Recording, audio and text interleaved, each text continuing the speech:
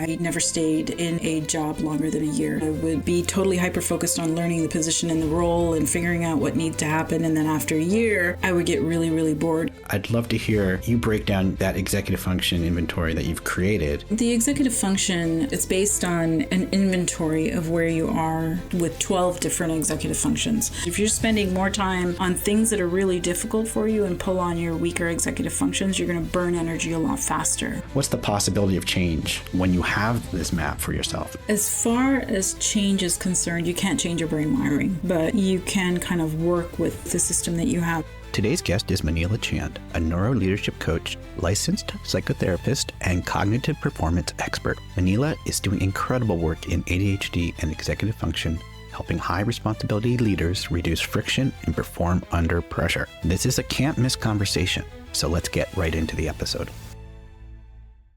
Hey, it's Steve. Real quick before we begin, the single biggest thing I've learned about succeeding as an ADHD entrepreneur is that everything boils down to mastering your weeks.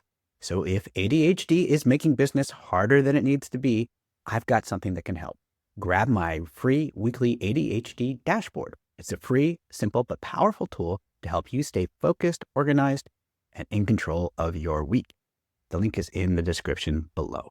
Hey, hello, and welcome. Steve August here, back with another episode of ADHD Entrepreneur Accelerator. And I am super excited because it's been a while since I've had a guest on the podcast, and I can't think of a better person to have on the podcast as my guest today as Mineela Chand, who I have had the good fortune to meet and get to know over the last few months.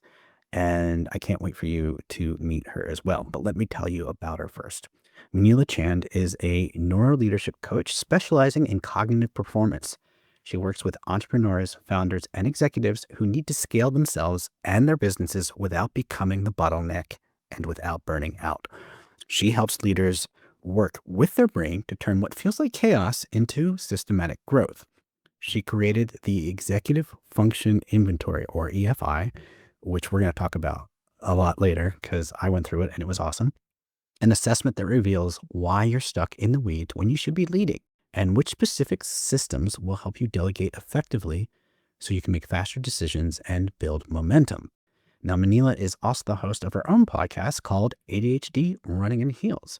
And that podcast is devoted to exploring the unique challenges and triumphs of women balancing business, dreams, life, relationships, and ADHD. Her approach is built on a core principle. Your brain has specific requirements, and the right environment, structure, and strategies perform its best.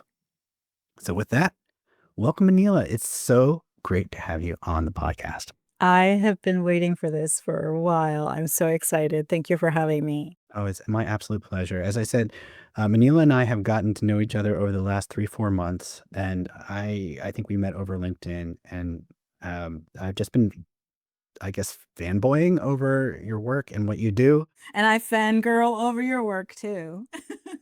Yeah. So we've created a little 2-person mutual admiration society, and we're good with that. So where in the world do we find you today, Maneela? I am in my home right now. I've kind of taken over my daughter's room, who is at university. So it's a nice space. So I'm working from my home in Pennsylvania. So I'm just on the outskirts of Philadelphia.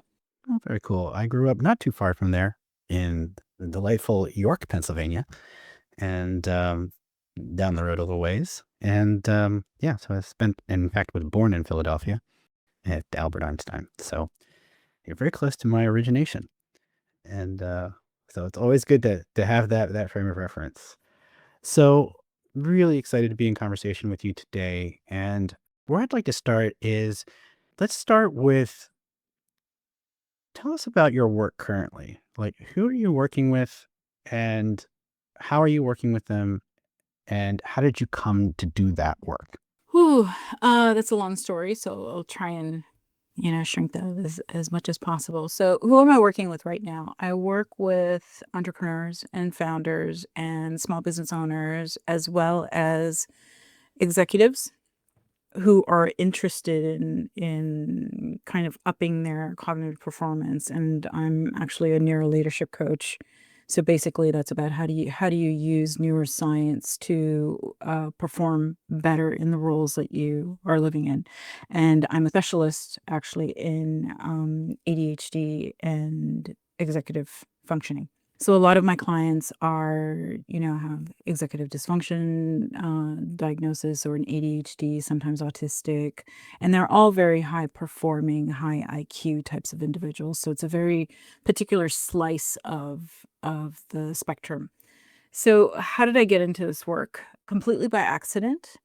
And so after I did grad school, or even after I graduated from undergrad, just to kind of weave in my personal ADHD story, after grad school, I didn't know what I wanted to do. So I never stayed in a job longer than a year. So I was like flitting about. I would, be totally hyper focused on learning the position and the role and figuring out what needed to happen. And then after a year, I would get really, really bored. And if they didn't give me the opportunity to kind of say, this is how we can improve processes and this is how you can do things a little bit better. And usually with a 1 year employee, that's not received very well.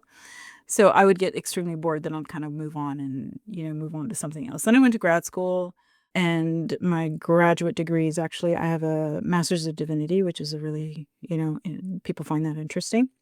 I was never, going to be a nun or a priest or whatever, right? I was specifically in the clinical program. So I became a licensed marriage and family therapist. And my first position out of grad school was in children's mental health. And when you work in children's mental health as a therapist, you get thrown, any case, right? All kinds of cases. It was the best kind of training that I had because it was like really fast moving. There was a lot of research I needed to do on a wide variety of things. And one of the things that kept coming up was children who were having difficulty in school because of attention issues. So that's kind of, that opened a door for me. And I was like, oh, let me learn all about this, right? So, and then I started asking the parents, right, if their child was diagnosed with ADHD. So which one of you is ADHD? Because we know that it's genetic. So then I started looking into adult ADHD as well. But back then in the early 2000s, we didn't know a lot about ADHD. Like we were still in that place where it was mostly boys and it was disruptive boys, right? Whose behavior could be observed as being disruptive to other people. And then they would kind of be, identified as being ADHD. So, I was in Canada at the time. And then when we relocated to Pennsylvania, I opened up my own practice. I worked in a group practice. And I continued to do that work around the ADHD stuff because it was just so interesting to me. And meanwhile, I didn't know that I was ADHD myself. So I became this expert in ADHD in the community, and I completely missed the ADHD in myself until, and I tell this story on my podcast where it actually showed up when my partner and I at the time, we went through a separation. So went to my doctor, and my doctor was like, so what's going on in your life right now? Any stressors? And I'm like, oh yeah, 2 days ago, got separated. And she said to me, you know what, let's put you on an antidepressant just to give you a little bit of a cushion so, we don't deal with this one if it comes up. Just some protective stuff. So I went on an antidepressant, and about 3 weeks into taking it, I was noticing a huge difference. Like I was getting a lot more done. I was a lot more focused. I was like, why does everything feel so much kind of easier, right? I didn't feel like I was fighting myself. And then I looked up the medication and I was like, okay, is this prescribed off label for anything else, right? Other than depression. And lo and behold, it was ADHD. And then the light bulb went off and I was like, could I be? And the actual assessment that I had created for my clients, I used it on myself and I was like, yeah, this is part of it. So I've always had, my fingers in the pie as far as working with professionals and working in organizations, because that's where I started out. And I just had this knack for working with my clients in therapy who were professionals, because I would always ask the question, how does this work itself out at work? Right? Because because that's a huge context for us. So my clinical practice was always filled with very high functioning professionals. And I worked in EAP for a few years, actually, almost 5 years. And I kind of, experimented with that population where I was on site on the campus and people were coming to talk to me about all kinds of things. So it's been a lot of years of thinking about ADHD. What does it actually look like in not just clinical practice, but practically in terms of how do people actually live with it? Because how we diagnose ADHD is often very different from how we live it, right? And I wanted to get to how are we living with this, right? So I've always been at that intersection of kind of neuroscience, ADHD, clinical work, and business and leadership and performance. Yeah. Right. No, that's Does fascinating. that answer all those questions? Yeah. No, it's a fascinating Okay. background. And I do relate to, early in my career out of school, I used to joke I had career ADD because I'd be jumping around jobs all the time. And, little did I know, the joke was on me because, later on at 54, it turned out I actually did have ADHD. Um, so there's a term that you use there that I think is really fascinating because I don't hear it that much, and that is cognitive performance. And, everybody's familiar with athletic performance, but tell me more, like for those out there who may be hearing that term for the first time, how do you define cognitive performance and how do you identify it? I think cognitive performance, and that's interesting because nobody's ever asked me that question. I would define it as bringing all of our cognitive resources to bear on whatever it is that we're trying to achieve in our life, right?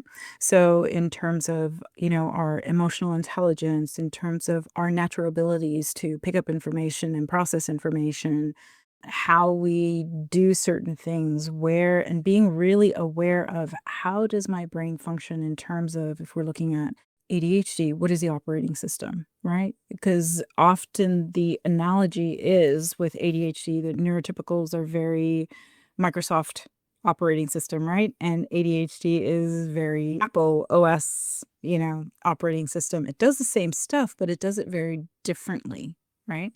So if you understand your operating system, you can actually use it to your benefit and optimize it, right? If you think about it from the perspective of your operating system, as opposed to this is how people are expecting me to be, so I need to be like this, right? Which is a little bit, it's a reframe. So cognitive performance is how well are you using all of your mental talents and abilities, including the challenges and the strengths, and bring those all to bear and leverage all of those so that you can get out of life what it is that you want. I think it's a great way to look at it is like, how do you get the most out of the brain you have? Right. And without judgment around it. It's just like, here's what you got. And so how do you work with that? And that leads me to the executive function inventory that you created. And Yeah, you were pretty intrigued by it when I am super like the reason I want to talk about this and want other people to know about it is because a lot of the ADHD journey is like you get a diagnosis, right? Or you suspect you have it, and then you get a diagnosis, and in our very much diagnosed and prescribed kind of medical system, it's like you have ADHD. Here's your Adderall, off you go, right? And it takes you don't necessarily automatically get you have ADHD. Here are the things that you like. Here I identified the symptoms or the traits that you exhibit, but it took a lot of digging and me getting a coach to be like, oh, well, I didn't know about time blindness and I didn't know, emotional dysregulation and, working memory deficits and things like that said, oh, this isn't about intention at all. Really, it's about executive function, and that attention is sort of a component of that. And so it's only then that we actually start being able to work with that. And that's where, just in the people I take through my programs are like, just getting that relief and understanding of like, oh, this is just how my brain works and I can work with that. But why I was so, and continue to be so excited about your executive function inventory is because it takes it to the next level and says, there are all these elements of executive function. Which ones are you actually stronger or more challenged by? which ones are you having to rely more on coping mechanisms? And I'll let you talk more accurately and fuller about it. But for me, that experience was like, oh, okay, here's where I might want to work harder to improve. And here's where I might need to just offload it, and figure out a way to offload it. So tell us more about that. I mean, I've teased a bit of it, but I'd love to hear, you break down that executive function inventory that you've created, so that people listening can understand what it is, what it does, and how it can help them. So, just so that your listeners know, I kind of have like one foot in both of those areas, right? I'm a therapist, but I'm also a coach. So I've kind of seen the diagnostic criteria and, all of that stuff and the testing and everything that goes into it. And I was very frustrated by that as well because all of the diagnosis and everything is not really for the individual, right? It's more for the clinician or the person who's doing the assessing to be able to gatekeep whether you get medication or not, or whether you get legal accommodations depending on how bad your ADHD is, right? And I'm doing this because bad is more from a clinical sense, defining how much of a problem are you and how difficult is it for you to meet the expectations of other people, right? So that diagnostic criteria, it's helpful and it's important, but it doesn't give you exactly what you're saying in terms of there's no framework in terms of the individual who's being diagnosed as ADHD to understand what does this mean, right? And what does this mean for my life? And how do I change the things, how I do things in my life so this doesn't feel like I'm broken and I need to be fixed? And because I don't really fix it, I just think it's a different operating system. And the better question to ask is, what does my brain need? What are my brain's requirements so that it can function well, right?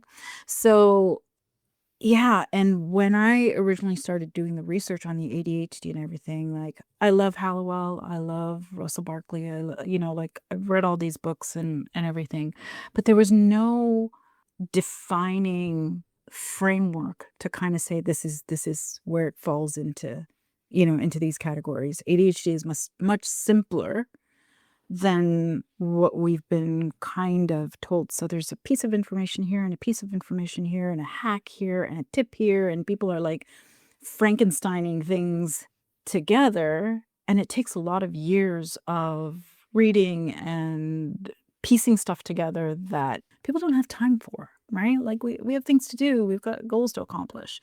So I started looking for, well, what is the framework? What is the framework that I can kind of create for people so that they hang their coat on that hook and say, this is where I'm struggling. So I would say if I were to define what ADHD is, depending on what I've seen in my clinical work and in my coaching work and, working with these frameworks and everything for many years, is ADHD can be distilled into 4 different things. Okay. First is dopamine management, right? Because we've got dopamine regulation kind of things going on in our brain. Okay, there's that. Understand your executive functions, right? Understand that your body and your brain takes in a lot of information very quickly and it's hypersensitive to that. So our nervous systems are extremely hypersensitive. So if we're talking about neurotypicals being able to see a radar at an airport, they only see the planes. They're able to filter out all the other stuff that's going on, right? But an ADHD brain takes in the planes, it takes in the birds, it takes in the dust that's flying around, the paper that's on the runway, the bee that's flying, through the air. Like our systems are we don't have that filtering that neurotypicals have, right? So there's sensitivity not just to information that's coming in from the outside, but information that's coming from the inside as well. So your emotions and your thoughts and fears, all of that stuff, okay? Like you have a hard time filtering it all out. So this is why we get RSD and, some of these other, emotions. And it's not just rejection as an emotion that is big. It's every emotion. Joy can also be part of hyperarousal, right? Like try and get somebody who's in love to focus, right? Yeah, And yeah. and then do that with an ADHD person and you're not going to get anything done. right? So it's not just RSD. It's not just about rejection sensitivity. It is emotional insensitivity, like emotional sensitivity.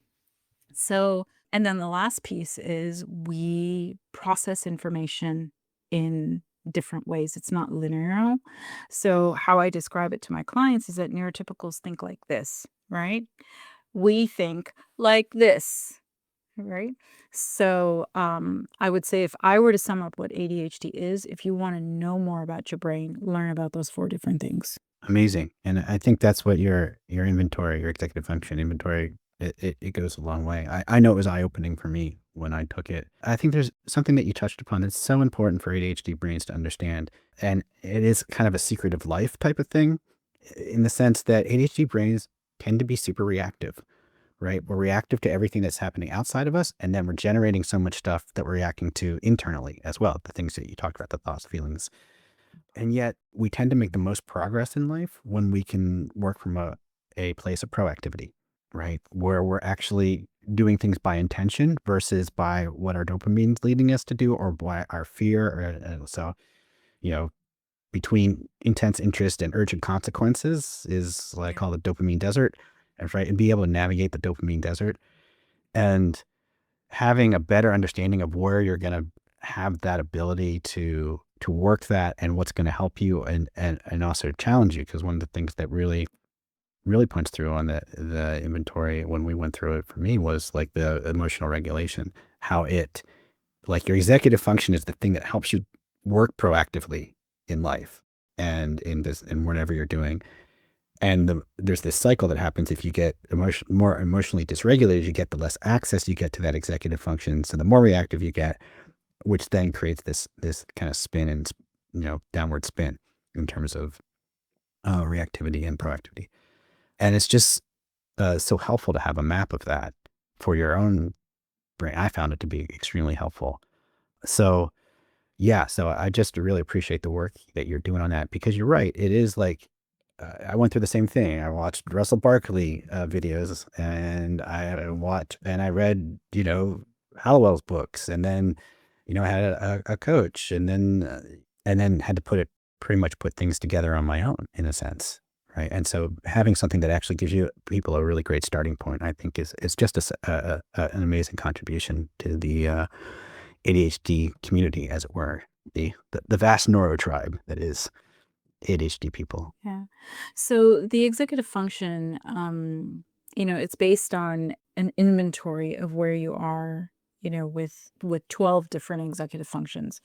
So it'll tell you, and it drops each of those based on how you respond to everything. So it's 120 questions. It takes about 20 minutes to do, and it's just a really quick form that you fill out, and it spits out an automatic, like ADHD basic kind of thing.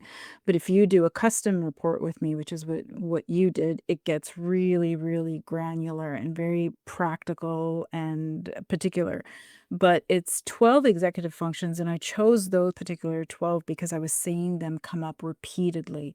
So researchers haven't really agreed on how many executive functions we should be looking at, right? So some people are saying, oh, it's 3. I've seen some frameworks that are as high as 99, which is a little bit cumbersome. So I kind of chose the ones that I was like, okay, but this explains this, but it's not explaining what's happening with my client in this way. Is there another one that I need to look at?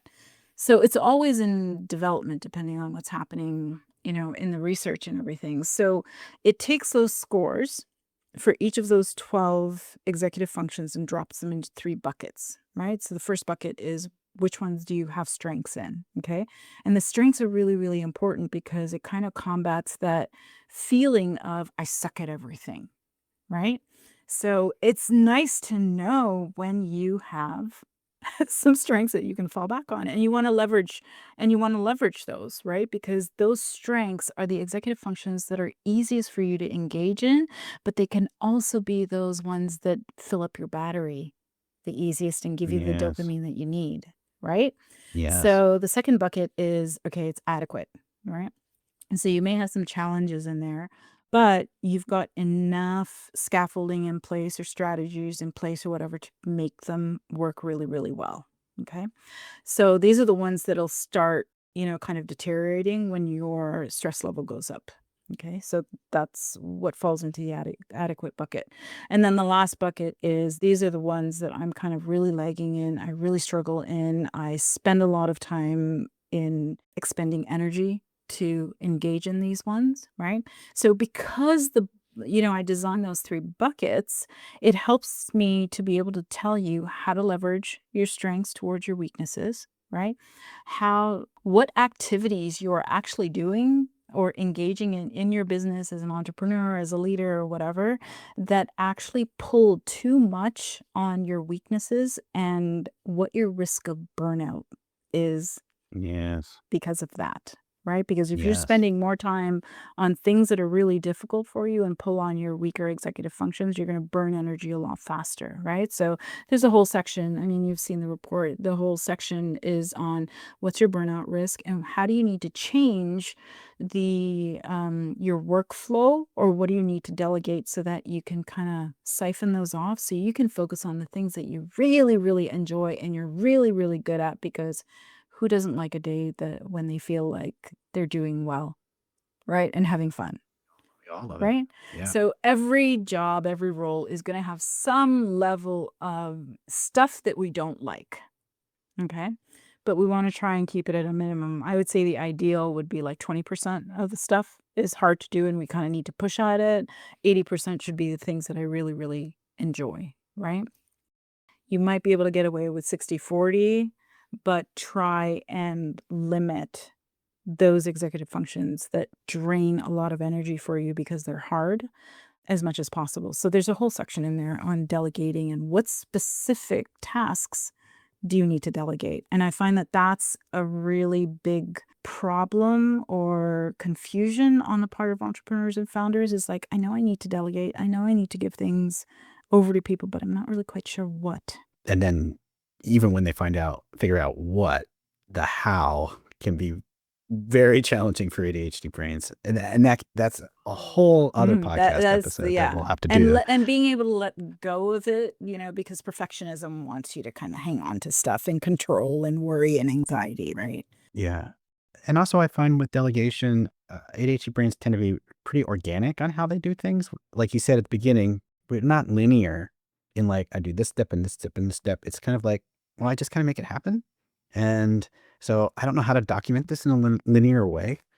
And it can be very painful, painful process that I know I've experienced myself when I do that.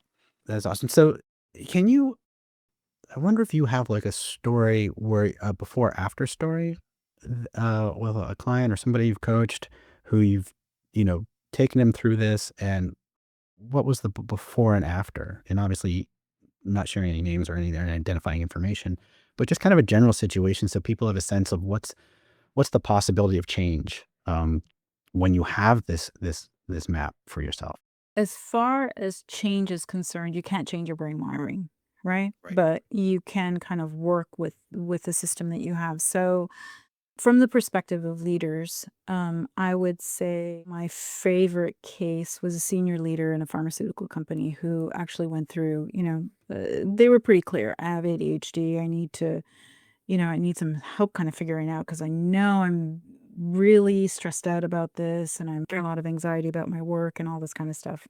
And we did the customized EFI report on this leader, and all of a sudden it started to kind of fall into place for them about, oh, this is why I do this and this is why I do this. And as we were doing the coaching and everything, he would explain, I did this thing today where I was just like, I don't know why I did it. And I was like, okay, so let's just back up a little bit. Tell me what you did.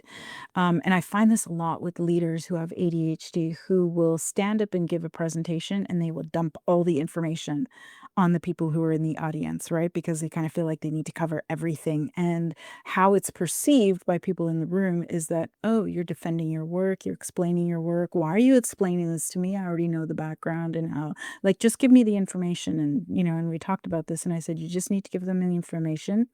Let them decide whether they need more information and ask them, right? So it's a combination of kind of coaching around the ADHD, but also coaching around leadership presence and executive presence, right? So we checked in with a lot of different things. We actually even took his performance review, right? And took the actual items that his manager or his leader felt needed to be improved, and I put a executive function lens on it, right? And I said, well, what were the recommendations that were given? What support are you being given? And this happens in with a lot of these performance reviews, is the recommendations don't line up with the executive function They sure do not. Yeah. challenges that are contributing to the performance, right? The developmental plan that they've put into place, right? And I said, no, this is the wrong program for you. You need to be working on this, right? And oftentimes leaders will go to their managing leaders and say, you know what, I'd rather want to take this course and this course and this course, because I think that would target what I'm trying to accomplish a lot better. So yeah, so we did about a year's worth of work. The next performance review came out well, with a lot of improvement. Work life, personal life became a lot easier, Yes. because one of the things that a lot of leaders tend to do is that, they do extra work outside of work, right? Yes. To kind of catch up, keep up, do their thinking, because whatever it is going on in the work environment, especially if they're in an office, they're not able to focus or get things done, or they're in meetings all day and they don't have time to process, deep thinking or anything like that. So things got a lot better. Their burnout was resolving, because we actually looked at what are your executive functions that actually give you dopamine, right? And how can we leverage that? They were able to get a chief of staff, right, who helped them with some of those Right. executive functioning tasks that were draining them, so that they could actually focus on what they were hired to do, which is the strategic thinking and the planning of, what the strategy was going to look like, right? And the deep thinking, because, leaders are not hired to answer emails, right? Yes. Or respond to meeting requests and things like that. They're there because they have certain skills, and you want to spend as much time doing your job. Yeah. So we figured out what to delegate. So a lot of things changed because of our work. He took actually those principles into his home life. His marriage changed. His relationship with his children changed. And I see this often, especially when people are able to generalize what they learn in coaching with me and able to generalize it to the rest of their lives. So things got better at home. They were a lot more relaxed. They were able to say no and set boundaries. So a lot of these things I see happening on the back end. And then on top of that, about a year and a half later, he was actually given the promotion that he was looking for. So that's an amazing outcome. Yeah. And it just is the show the better you understand your own internal wiring and have tools to work with it versus just being like, I just got to power through and perpetually finish up always. That That always has unlocks a cost, right? Always has huge a cost. huge cost. Yeah. Yeah. Like it crowds, I've had periods where it just crowds out everything else in my life, right? Where it's just like, I can't access the good things in life because I'm just in that. When I was in my corporate phase after my startup got bought and then we were PE backed and I was a CMO, it's just like, yeah, the world just started to shrink on me. And so I totally get that. And that's why this work is so important. That you're doing and the help that you're giving. So if people want to, if the listeners out there or the viewers who are on YouTube want to get more information or explore you or executive function inventory, where should they go? Probably my website. It's currently being revamped. But my website is the best place. So that would be www.maneelachand.com. So that's MINEELACHAND. I'm sure you're going to put the link in the notes. I will put the link in the show notes for sure. Connect with me directly through email, which is just Maneela@maneelachand.com, which is really, really simple. I'm on LinkedIn as well. So yeah, I'm most active on LinkedIn. I'm on Facebook too, but I'm most active, I would say, on LinkedIn. And that would be the best place to connect with me and ask questions and kind of, be like, how do I work with you? I highly recommend it. It's been a great experience for me and it's really helped me. So yeah, we'll have that information in the show notes, and I encourage you to reach out if what we talked about today speaks to you or spoke to you, depending on when you decide. And I just want to thank you, Maneela, for first of all the work you do in the ADHD community and the messages you give and the what you've created. And then I also want to thank you for being such an awesome guest on the podcast. It's just been wonderful to be in conversation with you. Thank you for having me. You bet. Okay, well, that's going to wrap it up for this episode of ADHD Entrepreneur Accelerator. Tune in next week. We'll have something else for you. Hope you're having an awesome day wherever you are, and we'll see you real soon.